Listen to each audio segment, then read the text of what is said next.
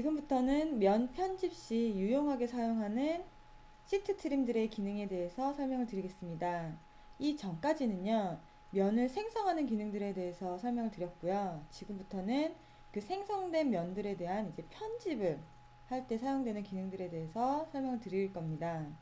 왼쪽에 목차를 보시면 트림드 시트와 트림 앤 익스텐드 이 두 가지 기능에 대해서 설명을 드릴 건데요. 이 기능을 학습하시고 난 후에는 우리가 이제 필요 없는 영역의 자르기, 시트를 자를 수 있는 작업이 가능을 하고, 자르는 것과 동시에 연장 작업까지 가능하겠습니다.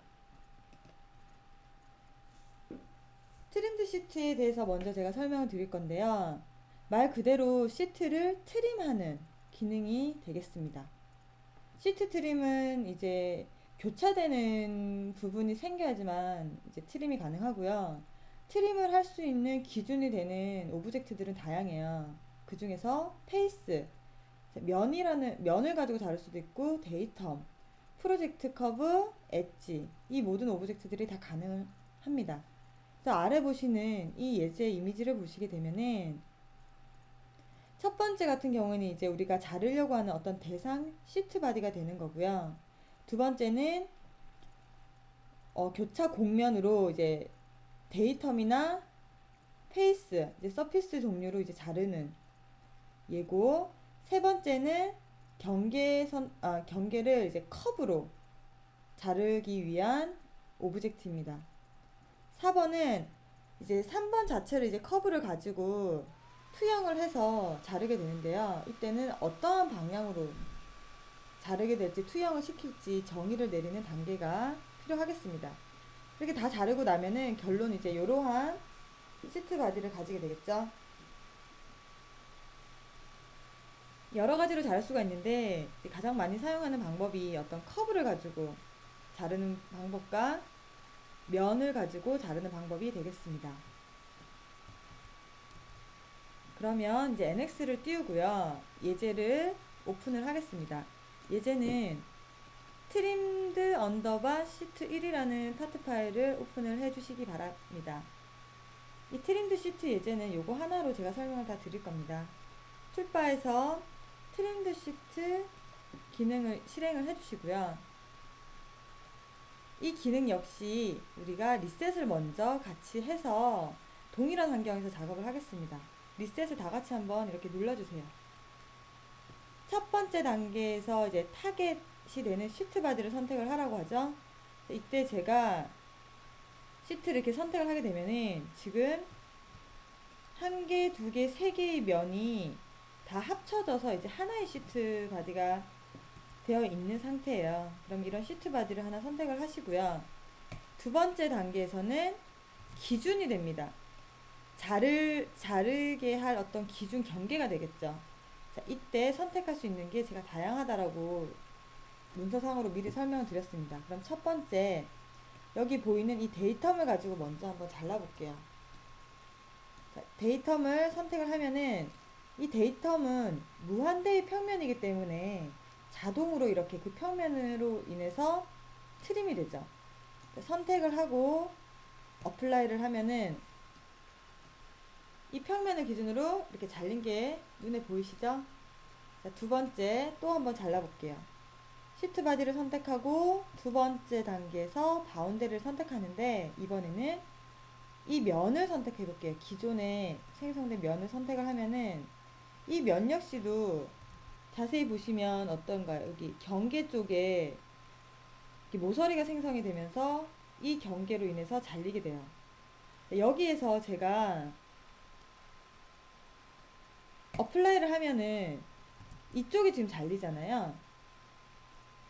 왜 여기가 잘리게 되냐면 지금 제가 처음에 이 타겟에서 선택을 할 때 이 면이 이쪽 부분을 선택을 했어요.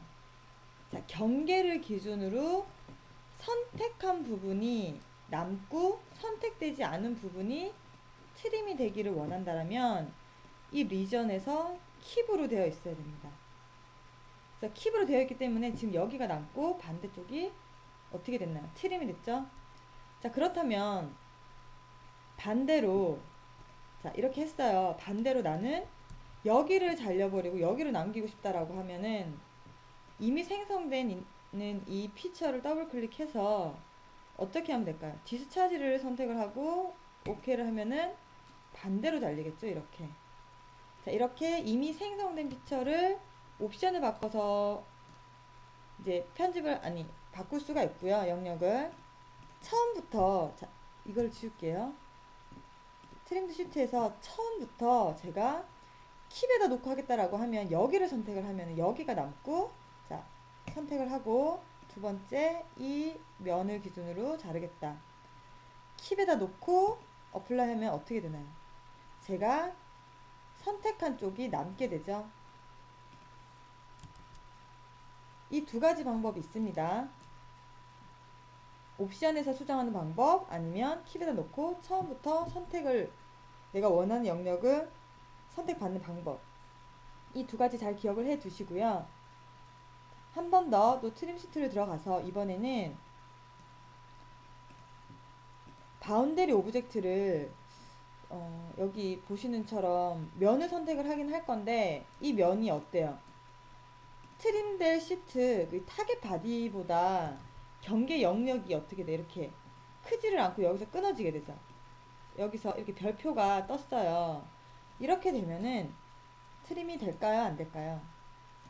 NX에서 이렇게 빨간색 별표가 떴다라고 하면 문제되는 부분이거든요.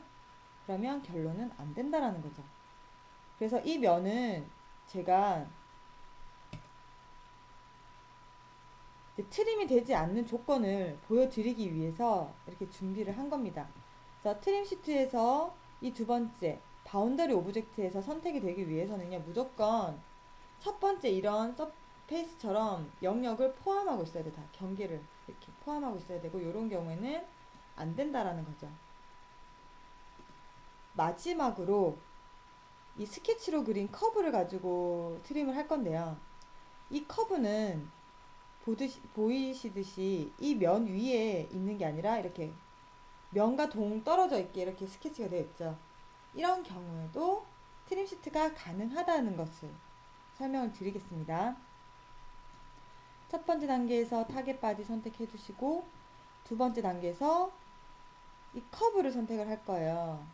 커브를 선택을 할 건데, 어플라이 해보면 무슨 또 에러가 떴어요. 자, 보시면은 지금 이 커브가 투영이 되면서 트림을 시키는데, 지금 트림될 이 방향이, 투영될 방향이 지금 면의 노멀한 방향이에요. 그러다 보니까 지금 영역에서 벗어나게끔 지금 투영이 돼서 문제가 되는 거고요. 제가 일정한 방향으로 투영을 하겠다라고 하시면 얼롱 벡터를 실행하시면 돼요. 이 부분은 우리 앞전에 그 커브 기능 중에 프로젝티드 커브라는 기능과 동일한 옵션이라고 보시면 됩니다. 그 프로젝티드 기능을 한 번 더 공부해 보시면 똑같을 거예요. 자, 얼롱 벡터를 실행을 해주시고, 어느 방향으로 투영을 할 거냐, 이 파란색 있죠? 자, 이 파란색으로 내가 투영을 할 건데, 지금 프로젝트 부스 사이드라는 거에 체크가 되어 있기 때문에 지금 양쪽으로 다 되는 거예요. 자, 여기다 체크를 끄셨을 경우에는 리버스를 해주시면 되죠. 이렇게 Z 마이너스 방향으로 투영을 하겠다라고 하시면 되고, 아니면은 이쪽 방향으로 되어 있으면 양쪽으로 다 투영이 가능해요. Z 플러스 Z 마이너스 투영을 하고 OK를 해주시면 트림이 된 것을 확인해 주실 수가 있겠습니다. 탑에서 바라보게 되면은 제가 그린 이 스케치를 그대로 투영을 해서 일정한 방향으로 투영을 해서 트림이 된 것을 보실 수가 있죠. 자, 이렇게 해서 트림드 시트 기능에 대해서 설명을 드렸는데요. 이 트림드 시트는 우리가 이제 보통 면을 만들 때 지금 보시다시피 기존의 형상보다 보통 크게 만들거든요. 그럼 필요 없는 부분은 잘라내는 경우가 허다하겠죠. 그럴 경우에 필요 없는 영역을 자를 때 쓰는 기능이라고 보시면 되겠습니다. 기능은 여기까지 설명드리겠습니다. 수고하셨습니다.